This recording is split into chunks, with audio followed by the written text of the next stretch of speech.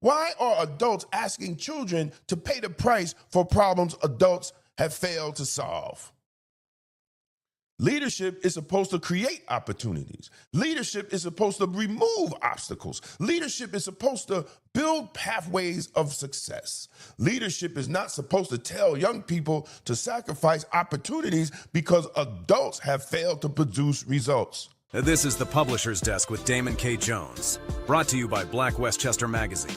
Peace and blessings, everybody. This is Damon K. Jones here, and welcome to another edition of the Publisher's Desk, brought to you by Black Westchester Magazine and blackwestchester.com. And please go to blackwestchester.com and get our e-paper.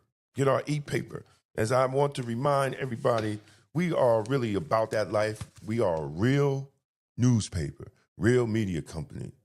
And if you're in the Westchester, New York, Northern Bronx, Southern Connecticut area, you could get this paper. The areas of the drop-off is on the site. But if you're not, you can still go to the site, brothers and sisters, and support and download the new paper from Black Westchester Magazine, the newspaper of Black America. And today, brothers and sisters, we want to talk about something that's just left me shaking my head. The NAACP and alongside members of the Congressional Black Caucus have launched what they're calling Out of Bounds campaign. And their message is simple. They want Black athletes to reconsider attending certain universities in southern states because of concerns about congressional redistricting and political representation. Now, before anyone gets emotional, let's be clear. I'm not defending gerrymandering. Matter of fact, I think red and blue states should get rid of it. This is not a defense of Republicans. And this is not a defense or attack on Democrats. This is not even a debate about whether representation matters, because representation do matter. The question is whether representation is producing results, because politics is not supposed to be the outcome. Politics is supposed to be the tool for the outcomes. And after listening to nearly 30 minutes of speeches from the NAACP, the Congressional Black Caucus, activists, I was asking myself a simple question: where are the outcomes? So I've been saying this for the last couple of videos. The first problem of this press conference is Black people did not lose their right to vote. I don't know how many times I have to say that, because speaker after speaker talk about attacks on Black political power and Black representation. There is a difference, brothers and sisters, losing the right to vote and disputes over representation and district maps. Black people can still vote. Black people can still register. Black people can still run for office. Black people still can politically organize. Black people can still participate in elections. The debate about representation and redistricting, those are important issues we should address. But they're not the same thing as saying Black Americans have lost their right to vote. Those are two different conversations. And that clearly matters, brothers and sisters. And this is the biggest part that troubles me. Why in the world are adult Black people asking children to solve problems that grown-ass adults fail to solve? Think about what's being proposed.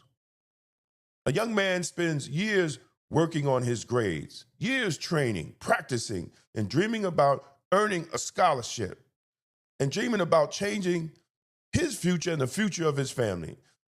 Then after decades of Black adults, supposed to be the best minds down in Congress and in civil rights organizations, and after all these years of political battles, policy debates, election campaigns, and leadership failures, Black adults put the burden on a 17-year-old. Does that make any type of sense? A high school graduate does not draw congressional maps. A college recruit does not write election law. A student athlete did not create the political conditions we're battling today. Because anybody could have seen it coming. So you're asking a 17-year-old or 18-year-old, when all his life you didn't do nothing to prevent this? How does it fall on him? Why? Why are adults asking children to pay the price for problems adults have failed to solve? Leadership is supposed to create opportunities. Leadership is supposed to remove obstacles. Leadership is supposed to build pathways of success. Leadership is not supposed to tell young people to sacrifice opportunities because adults have failed to produce results. For some families, a scholarship is just not a scholarship. God damn it, it's hope. It's opportunity. It's economic mobility. It's first college graduates in the family. It's a chance to break the broken cycle. And I'm telling you right now, for the Congressional Black Caucus and the NAACP to put that burden on young black men is irresponsible. How are you going to place the burden of political activism on children when those same adults have not demonstrated measurable success solving the problems in black communities throughout the nation? I listened very carefully to the press conference. I heard the representation. I heard democracy. I heard voting rights. I heard political power. I heard Jim Crow. I heard boycotts. I heard protests. I heard nothing but goddamn symbolism. What I didn't hear is outcome. Nobody explained what was the legal process.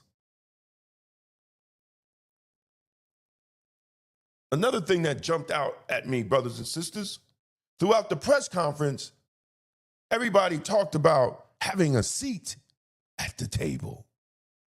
The NAACP talked about representation. The Congressional Black Caucus talked about representation. Everybody talked about representation.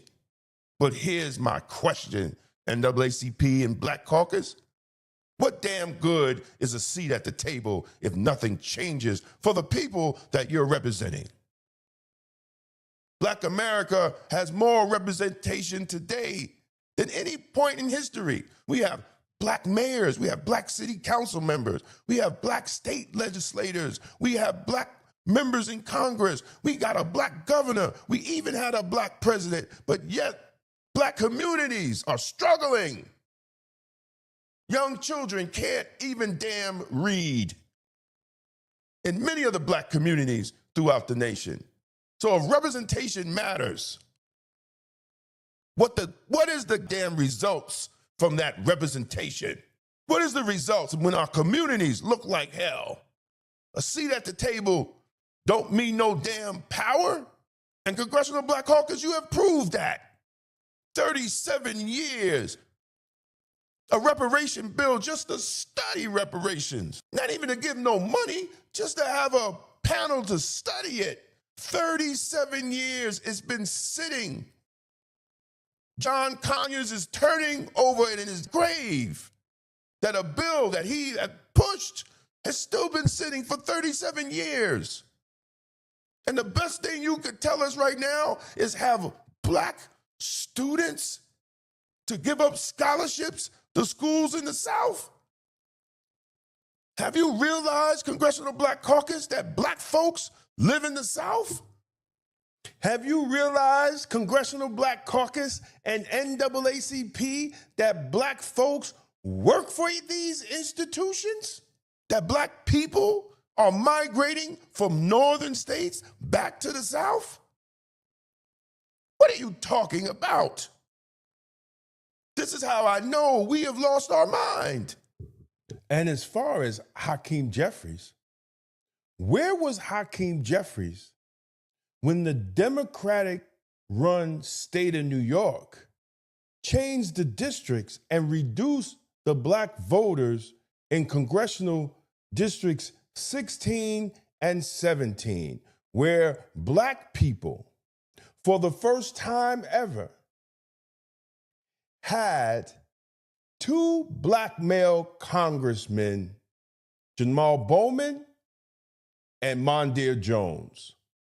And when they redistrict their districts, they reduce the black vote in their districts. Hakeem Jeffries was silent then. He didn't come up to Westchester, which is 40 minutes away, and come talk to black people in Westchester about it.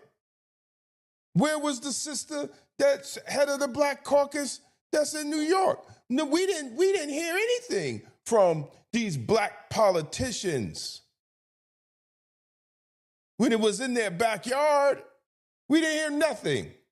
And I'm going to keep talking about it because that shows the hypocrisy of the Congressional Black Caucus, the hypocrisy of the NAACP, because they didn't say nothing neither. Not one NAACP chapter said anything. And you expect me or any other black folks that can see to really believe what you're saying? And then you want to put all the responsibility on some young 18-year-old that's just trying to better his life and better his family's life to turn down a scholarship. You can't be serious. If these states are so terrible, why have so many black families voluntarily just moved there? That's a legitimate question. And y'all need to have an honest answer, NAACP and Congressional Black Caucus. And here's the question nobody wants to talk about. What if all your political activity produced for Black America? Not the speeches, conferences, not the hashtags, not the viral moments on TikTok and Instagram and X, not the protests, the results. Because y'all the ones that tell us that political representation is the answer. Yet black communities are still struggling. They were struggling before Trump came down the escalator and announced he was going to be president. They were struggling then. So it can't be Trump. So at what point do we stop measuring effort and start measuring outcomes? Results matter, outcomes matter, and accountability matters. When an organization asks Black America to make sacrifices, NAACP, is it reasonable to ask what previous sacrifices have produced? I'm not attacking anybody. Those are accountability questions. Now, this may be the most important question this entire discussion. Have we lost our way? Are Black Americans really supposed to believe that the Congressional Black Caucus, the body elected to write laws, influence policies, and protect interests of Black Americans, have concluded that the best solution is to tell Black children they should not attend colleges in the South? Think about that. The Congressional Black Caucus exists to create legislation, influence public policy, and protect Black interests. The NAACP is one of the oldest civil rights organizations in America. It has thousands of lawyers, legal advocates, and activists throughout the country. It has a history of fighting segregation. It has a history of fighting discrimination. It has a history of legal victories. And after all those years, after all those battles, and all those resources, the best damn solution that they could offer Black America is tell your children to turn down scholarships to schools in the South. Are you really serious? Are you really serious? First generation college students? Parents who worked overtime? Tell grandparents who sacrificed? Tell a young athlete who spent years of earning that opportunity and scholarship to that college? Tell them to walk away from that? Not because they failed, not because they messed up, not because they don't deserve it, but because adults failed to solve political problems. if that is the best our political leadership and our civil rights organization can offer, then we really need to have a serious conversation, Black America. Because it suggests something that is so much deeper. It suggests that after all these decades of political organizing, endorsements, fundraisers, elections, activism, we may have confused political symbolism with political power. Because political power produces results. Political power improves schools. Political power creates jobs, not no DEI. Real political power increases home ownership. It strengthens families. It creates safer communities. Real political power builds wealth. Look at the Jewish community. Look at the Asian community. Look at the Italian community. Even look at the immigrant community that come over. And after all these years, the solution is to tell Black children to turn down scholarships? Then what we've been calling Black political power isn't really political power at all. Maybe it has been an illusion of political power. Because when you ain't got no outcomes, when you ain't talking legislation, when you ain't talking about making moves through the courts, then you ain't talking power. This has exposed the Negro leadership as nothing but performance. And we deserve better. Black America deserves better than performance. We deserve results. We have spent decades discussing politics in Black America. I've been out and about discussing politics for Black people for over 3 decades. And my fight locally and statewide and even national, I've seen that nobody wants correct outcomes. They talk about better schools, but when Negroes get in office, they don't create better schools. They talk about stronger families, but when Negroes get in office, they don't push legislation to create stronger families. They talk about business ownership, but when they get in office, they don't create legislation to produce better business ownership. They talk about home ownership, but they don't put the legislation together to help Black folks create better home ownership. And the fact of the matter is, Black folks go to the South for better home ownership, for safer communities, for greater wealth. They're moving to the South for that. Those are outcomes. And unfortunately, brothers and sisters, the South, as you said, are red states. So that's what Black folks is moving to. My next door neighbor just sold her home and went to Georgia. So what are the red states doing that the blue states ain't doing? See, these are some standards that every political organization should be judged.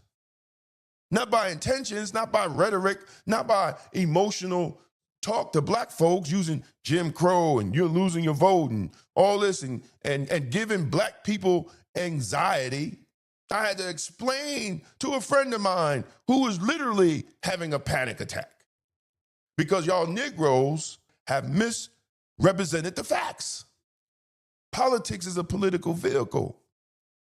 Isn't it just not for y'all Negroes to get rich?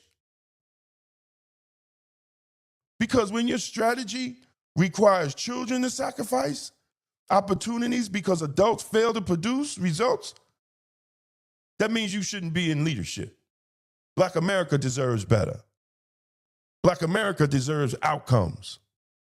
Black America deserves policy conversation and policy plans. We do not deserve what y'all doing to us. We deserve better.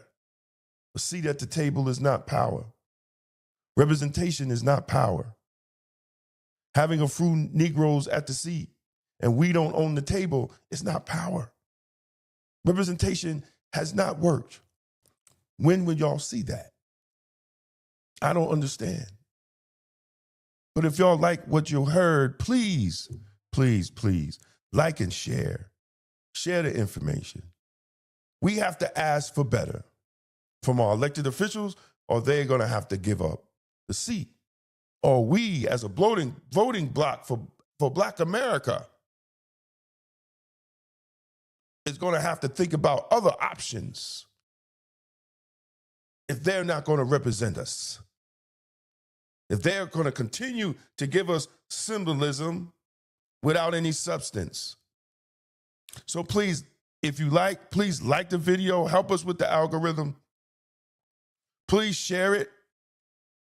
Let's continue this conversation, because I do believe that God is going to make us change whether we like it or not, because Pharaoh has let us go, and the scribes, the politicians, and the Negro leaders and the elite Black folks don't know what to do, because Master has told them to get the hell out the house and do for yourself.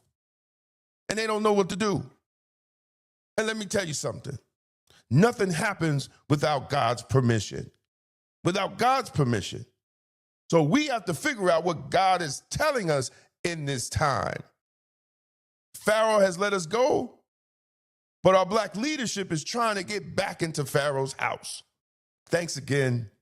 I'm Damon K. Jones. I'm the publisher of Black Westchester Magazine and blackwestchester.com. Like I said, please go to the website. Get the new e-paper. Download it. Check us out. Support us. It's the news with the Black point of view. And you can also please follow on YouTube. Follow me personally on Damon K. Jones. I talk spiritually. I talk upliftment on that page because we need it. And I'll be serious. The scriptures have already told us what to do. We just have to stop going by our Bible and go in our Bible. So thanks again, brothers and sisters. And as always, stay safe, stay blessed, and stay Blacktastic. Peace out. Black America, political loyalty without results is not power. Sign up and get your free ebook by Damon K. Jones. A seat at the table is not power. Building the table is. This book exposes how political dependence weakened our communities and lays out a blueprint for Black economic, political, and institutional sovereignty. If you're ready to move from symbolism to ownership, this is for you. Download it free today. Follow Damon K. Jones on YouTube and stay connected to empowering conversations that challenge the mind, strengthen the spirit, and uplift the community. Subscribe to Black Westchester YouTube and at Damon Jones on YouTube for powerful content on life, culture, community, faith, politics, health, and truth that makes you think for yourself. If you're serious about political clarity and independent thinking, this is for you. The Political Thought Bundle includes 3 full books, all personally singling. Democrats and Republicans, the Ultimate Gangbangers, breaks down how the two-party system operates like a legalized street war for power. Emotional Politics, Logical Failure exposes how emotion has replaced strategy in Black political engagement. Tolerance is for Coward lays out a blueprint for extended policing and community-led public safety rooted in outcomes rather than slogans. 3 signed books. One bundle, $60. That's a $75 value, and you're getting signed copies included. This isn't left versus right. It's results versus rhetoric. Go to twosteppublishing.com and secure your signed Political Thought Bundle today. It's going to be Blacktastic. For more than a century, Black America built its own economy under segregation, under discrimination, and under conditions most people today cannot imagine. We built businesses. We built banks. We bought land and property. In the Forgotten Blueprint, Damon K. Jones reveals how Black communities created thriving economic systems from 1800 to 1965, and why that blueprint still matters today. This book challenges the idea that our future depends on politics alone and shows how ownership, family, and enterprise once powered Black prosperity. The blueprint is not lost. We just stopped using it. The Forgotten Blueprint, how Black America built its own economy from 1800 to 1965. On sale now at Two Step Publishing and Amazon. Black Westchester Magazine has been giving our community a voice, reporting the stories others ignore, holding power accountable, and making sure the truth about our communities is told by us. But independent Black media only survives when the community supports it. If you believe in real journalism, community accountability, and keeping Black voices strong in local news, we need your help. Your donation helps us continue covering the stories that matter: politics, education, justice, and economic empowerment right here in Westchester. Support Black media, support Black truth, support Black Westchester Magazine. Donate today and help keep Black media alive. Because Black-owned independent media is Blacktastic. Black Westchester Magazine presents People Before Politics, the Sunday Rundown, every Sunday at 6 p.m. on YouTube. Join Damon K. Jones, A.J. Woodson, and Larnez Kinsey as they break down the biggest stories in politics, culture, and community from a Black point of view. No spin, no party loyalty, just logic, accountability, and outcomes. If it impacts Black America, we're talking about it. Tap in, subscribe, set your reminder. This Sunday at 6 p.m. is going to be